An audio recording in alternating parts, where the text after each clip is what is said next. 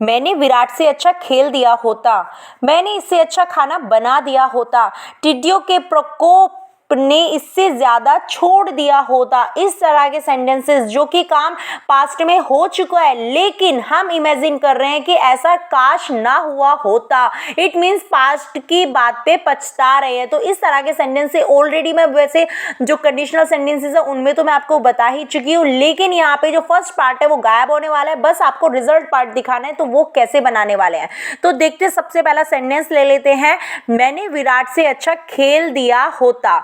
अब देखो यहाँ पे मैंने विराट से अच्छा खेल दिया होता। आप मैच देख रहे हो और विराट आता है और फर्स्ट बॉल पे क्या हो जाता है, आउट हो जाता है। अब आप इमेजिनेशन कर रहे हो, अब विराट खेल चुका है, वो आउट हो चुका है, लेकिन अब आप प्रेजेंट में बैठे हो। अब आप कह रहे हो अरे इससे अच्छा तो मैंने खेल दिया होता।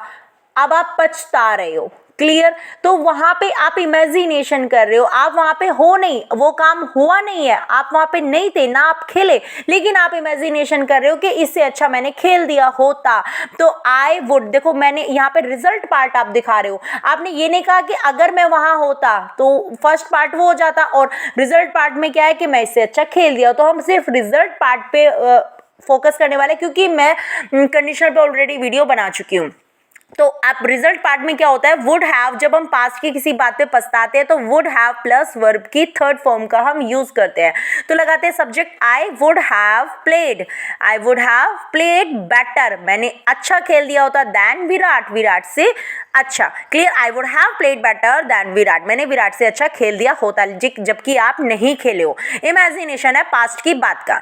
नेक्स्ट सेंटेंस देख लेते हैं, मैंने इससे अच्छा खाना बना दिया होता। खाना बन चुका है, आपने टेस्ट कर लिया, अब आप पछता रहे हो, इससे अच्छा खाना तो मैं ही बना देता अगर मैं होता। लेकिन अगर मैं होता तो मैंने बात ही नहीं किया, मैंने रिजल्ट पार्ट पे फोकस किया है, मैंने इससे अच्छा खाना बना दिया होता। तो आई वुड हैव, रिजल्ट पार्ट पे वुड हैव प्लस वर्ब की थर्ड फॉर्म।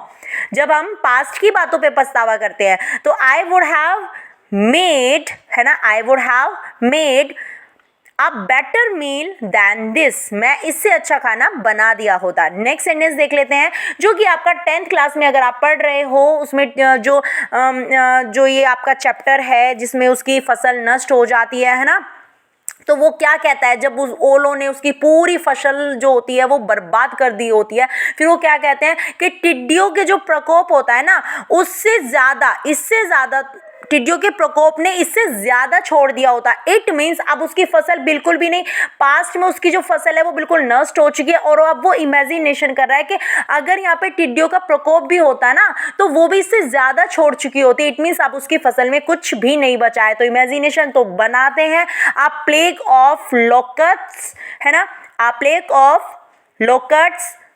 अब उसने क्या कर दिया होता, वुड हैव के बाद वर्ब की थर्ड फॉर्म छोड़ दिया होता। छोड़ने को बोलते हैं लीव, और लीव की second form, sorry third form left.